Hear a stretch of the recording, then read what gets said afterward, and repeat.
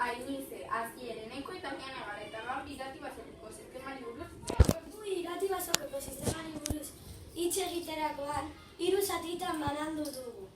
Izaki bizidunak, klima eta izaki bizigabeak. Izaki bizigabeak, lurzorua, lokala eta guztia da.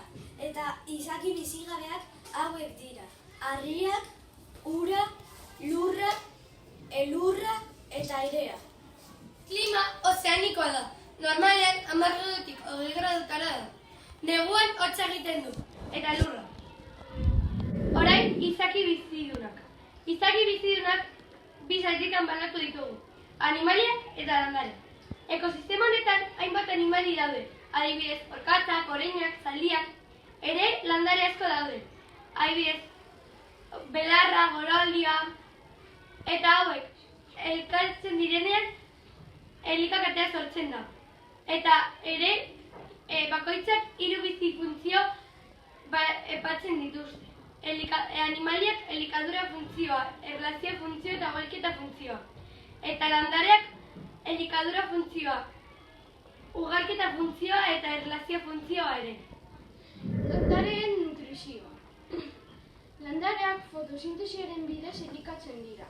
Hau da, sustraigetatik ura eta gatz mineralak surgatzen dituzte. Eta ura eta gatz mineral horrei landaretik zabaltzen da, eta horrela elikatzen dira landareak. Orain, landareen ugalketa azalduko dizuet. Ugalketa bi modutara sailkatzen da, loredunak eta loregabeak. Loredunak hazien bidez ugaltzen dira. Aldiz, loregabeak esporen bidez ugaltzen dira. Animalien nutrizioa.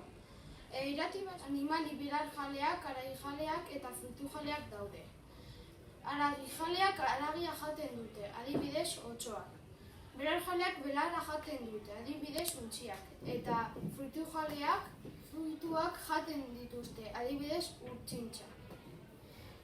Orain animalien eta landaren arteko harremana. Irati basoan 7 harreman daude, 5 espezie desberdinen artekoa eta 2 espezie berdinen artekoa. Orain espezie ezberdinen artekoa. Arraparitza. Arraparitza da bi animali borrokatzen direla eta bat kaldetu ateratzen da eta bestea onuratua.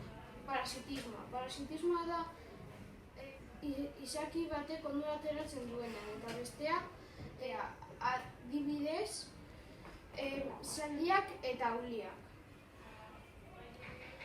Komentxalismoa. Komentxalismoa da batentzat onugarria denean eta besteari axola zaionean, adibidez txoriak eta zuhaitzak. Mutualismoa. Mutualismoa da bientzat onuragarria denean, adibidez intsektuak eta loreak.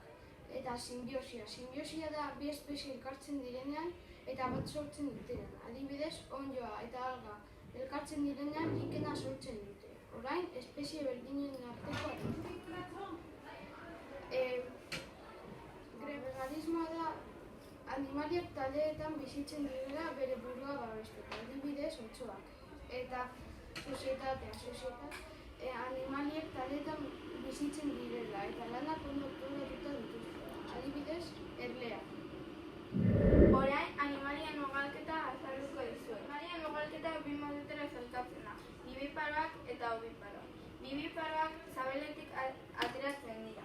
Berriz, obiparoak arrautzen da.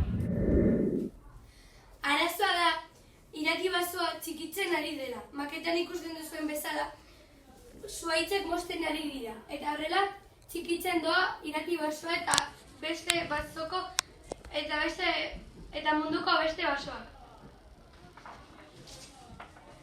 Ekosistema zaindu, bizitzarekin jarraitu.